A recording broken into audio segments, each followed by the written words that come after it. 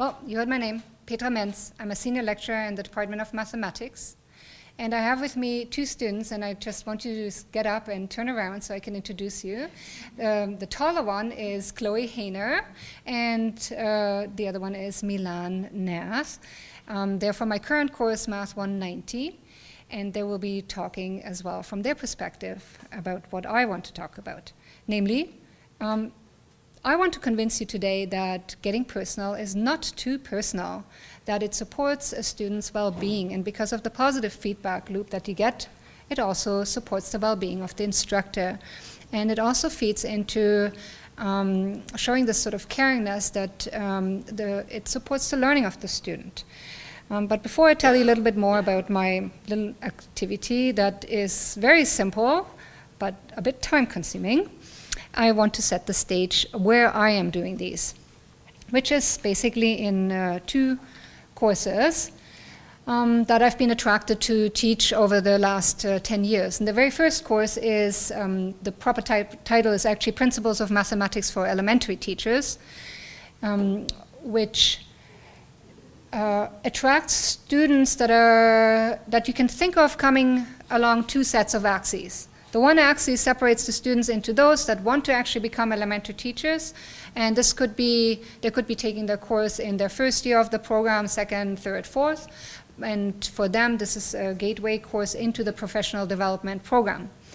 Versus those students that just want to fulfill a Q requirement and they see the name elementary and then they think that it's going to be easy mathematics, but my students are probably going to confirm that we're doing hardcore math. It's not so easy, there's lots to learn. And the other axis, if you want to think horizontally, separates the students into those that do appreciate mathematics, see its place in the world, but for the core part of them, they're math anxious, and also say, why bother with math? We don't really need it. Let's just remove it from this world.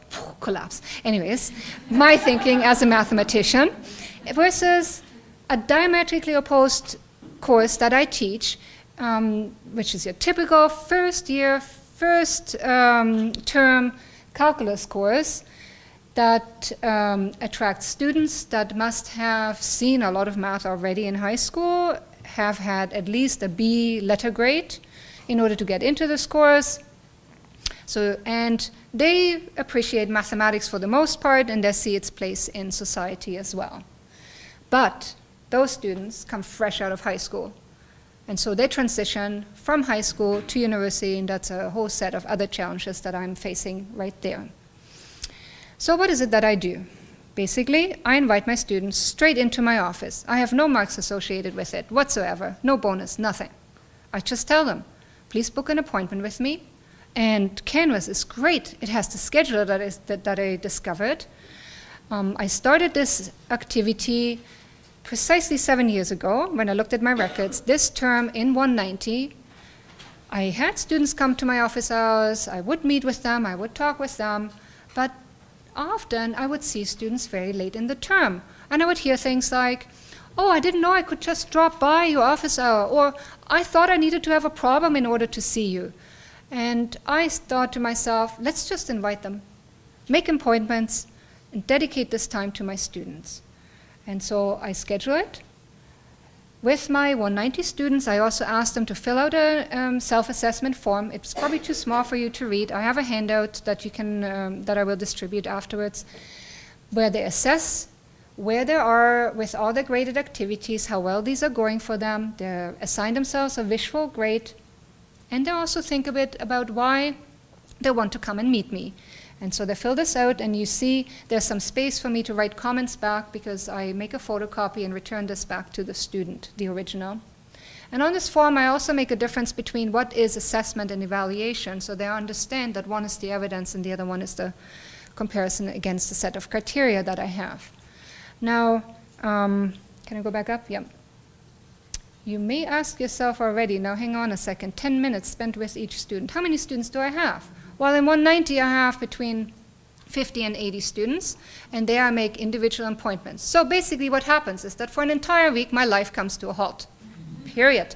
I do nothing but teach and meet with students.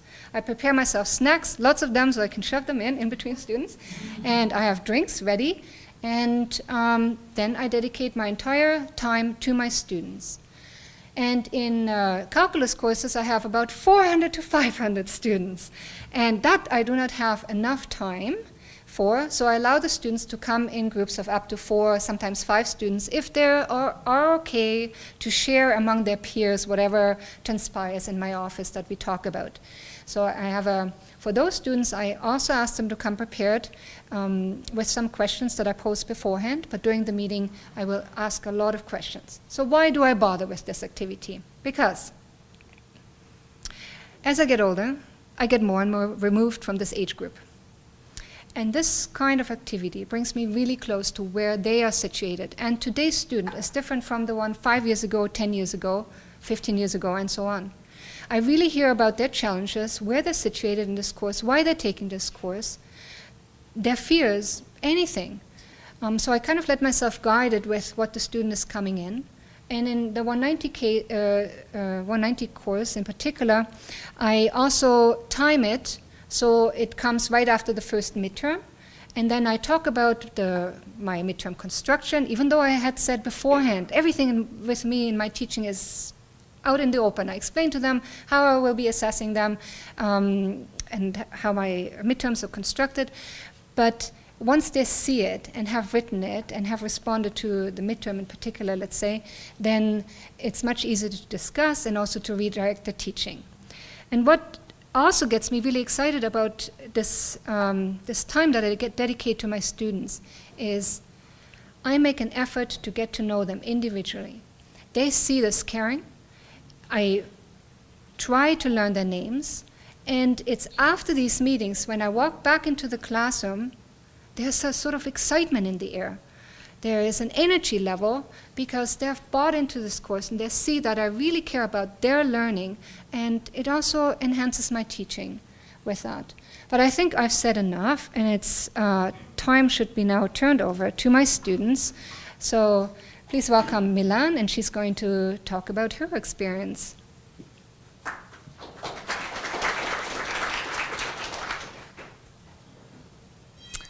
This is the first course I've had where there's been something like a instructor-student meeting.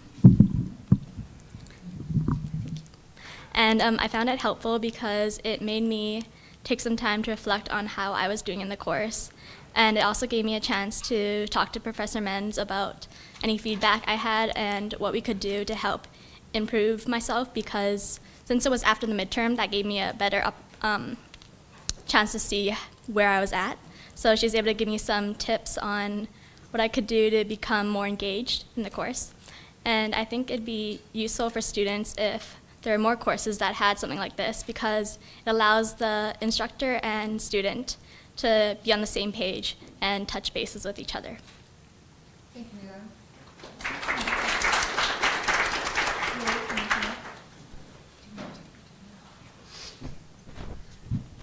Thank you. So I too agree that more classes should have a student-instructor meeting like this one, because for myself, I don't really like to talk that much in class. I love to chat, but in class I'm more of a observant student. So to meet Professor Menz personally, just one-on-one, was very helpful because it gave me the chance to be able to open up about what I think about the course and what I think maybe I need to improve on, what she thinks that I can improve on, as well as just maybe feedback I have for her about what I think maybe I would like to see in the class, or maybe what she would like to see from me. I also think that it's an awesome way for students who maybe feel a little bit less comfortable around professors in general to get the chance to just, calm down. It's just you and them. Just open up about what you think you want to talk to them about. I don't know, anything. And so it can give you the chance to feel more confident speaking to your classmates or to your professor. So yeah, I definitely think that the meeting is very, very useful.